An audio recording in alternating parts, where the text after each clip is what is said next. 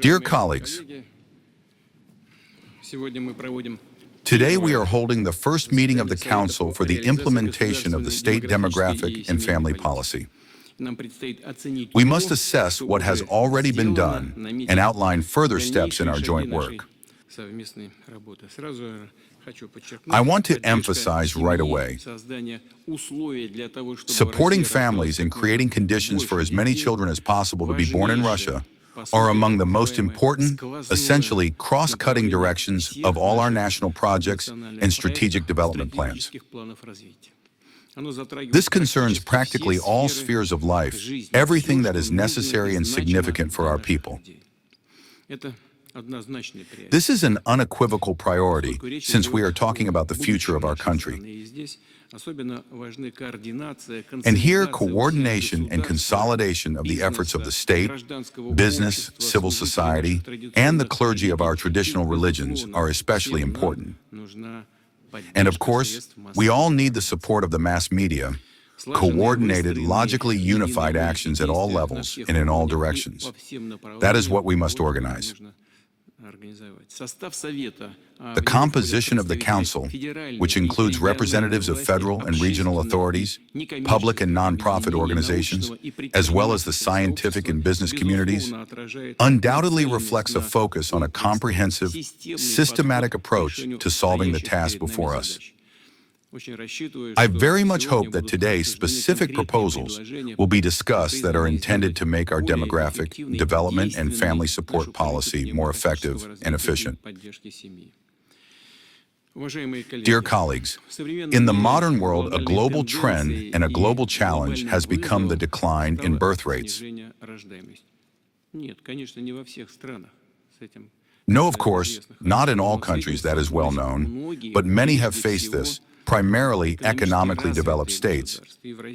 And Russia, in this sense, unfortunately, is no exception.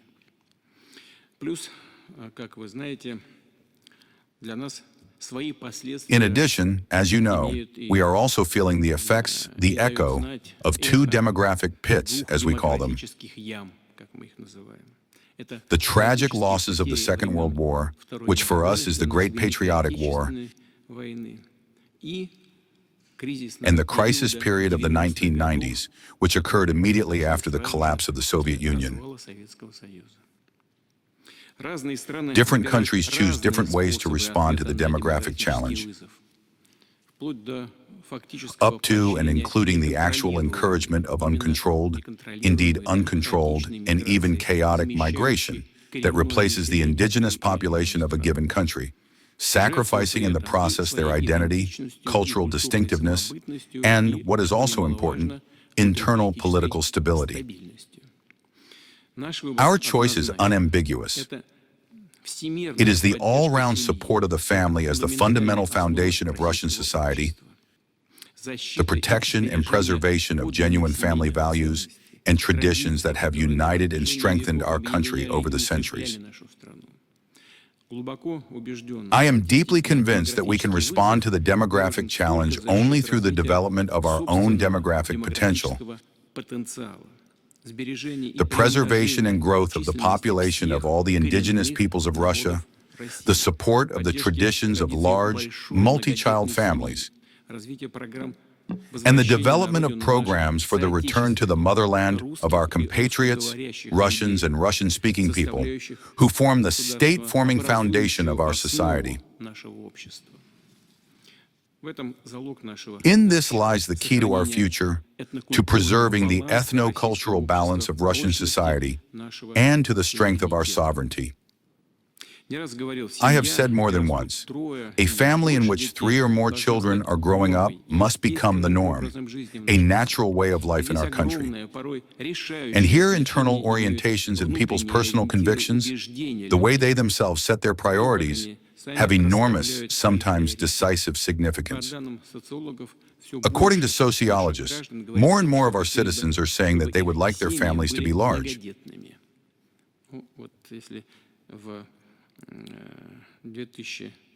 If in 2005 our citizens believed that a family should have 2.4 children, now it is already more than 3.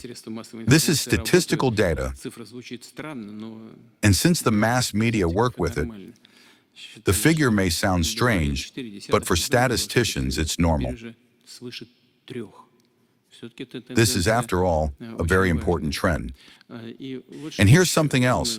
I think you will surely talk about this more today. Valentina Ivanovna and I agreed that I would still speak and then go deal with my current affairs. And you would continue your work in these wonderful Kremlin interiors, already under the leadership of Valentina Ivanovna. But here's what I would like to say. Of course, Tatiana Alexeyevna constantly tells all her colleagues in the government, and has already driven me crazy about it too, how we need to provide financial support to families. And that's right. Without that, it is very difficult to solve demographic problems. But of course, internal value orientations are much stronger and more important.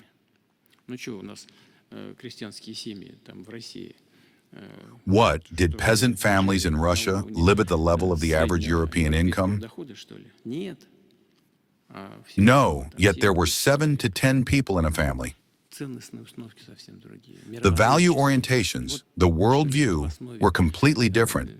That is what lies at the foundation and should lie at the foundation of demographic policy. It is very important, I believe this is also one of the tasks of the Council, to develop and support that inner attitude I mentioned, the tendency of inner disposition I have just spoken about, so that the aspiration to create a family, to enter into marriage, and to have many children becomes predominant in public consciousness. I emphasize in this sphere, there cannot and should not be, of course, any pressure. The decision to have a child is, of course, a private, personal matter for every individual and every family. However, through joint efforts, we must achieve that people, above all, of course, young people, sincerely strive to attain the happiness of motherhood and the happiness of fatherhood, to fulfill themselves in raising children, and be confident that the state will, at the right moment, provide support. As they say, lend a shoulder, and do everything necessary so that the birth of children does not worsen the family's quality of life, but on the contrary, raises its status. You know that we already have a whole range of well-demanded support tools in place.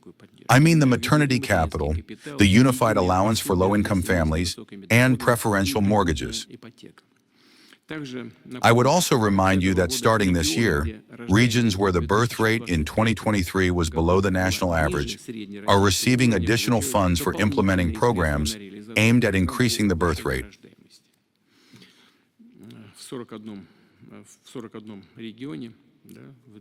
About 75 billion rubles will be allocated to 41 regions in 2025 to 2030. Starting next year, a family tax payment will come into effect. Thanks to it, for low-income families raising 2 or more children, the income tax will effectively be reduced to 6%. When forming support measures, we proceed from the real needs of families.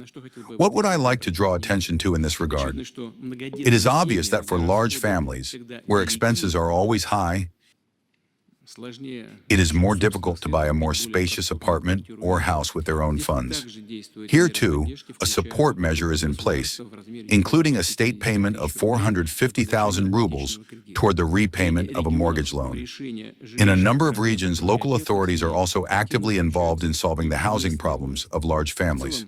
In general, I want to repeat once again, solving demographic problems and supporting families is the task of everyone, of all levels of government, from the federal government to the municipalities.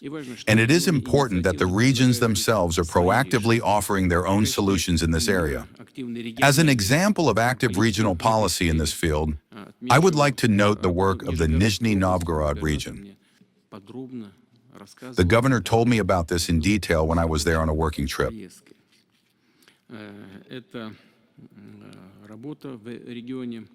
This work in the region provides for a number of significant support measures, primarily the regional family capital, which provides monthly payments for 3 years after the birth of a child, the first, second, third, and subsequent children.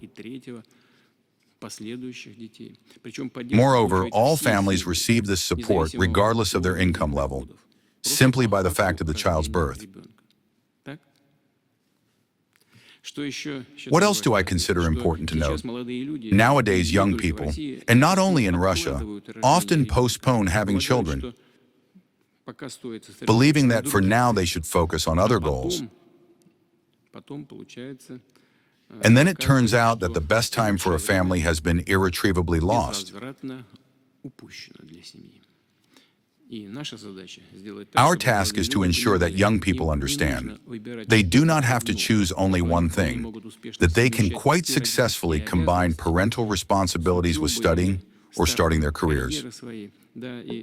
Yes, it may not be easy, but nevertheless, it is possible, and it is necessary to combine this with raising a child.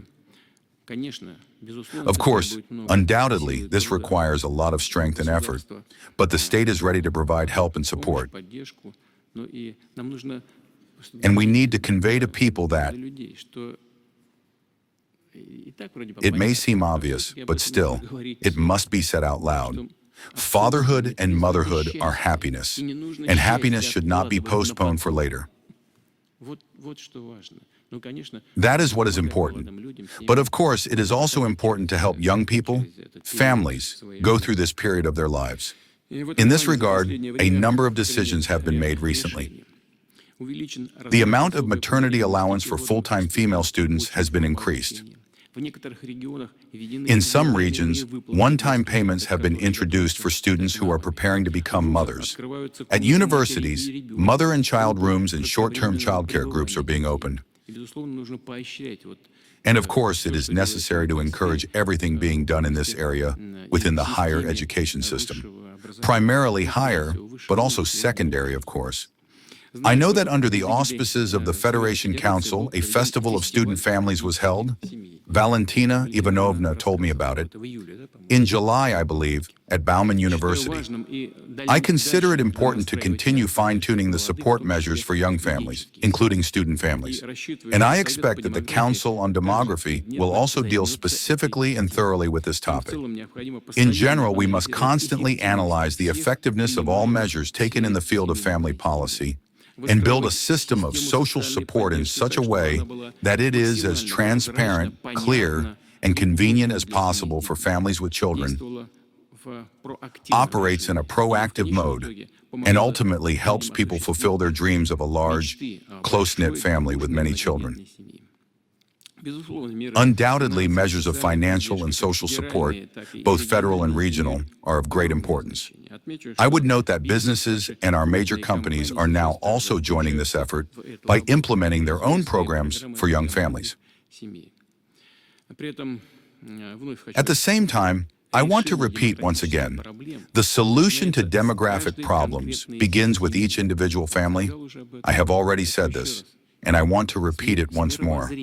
It begins with people's worldview. We can see how widespread the response in society has been to the revival of genuine family traditions. It is no coincidence that the competition, "It's in our family," has become so popular and large scale. And it is very important that respect for large families with many children and love for children, in whom the future of our people is embodied, all these values become unifying for the new generations. I very much hope that the Council on Demography and its professional expertise will make a significant contribution to solving the task before us and to the further development of family and demographic policy for the benefit of our citizens and, of course, the country as a whole. Thank you very much for your attention. I want to wish you successful work.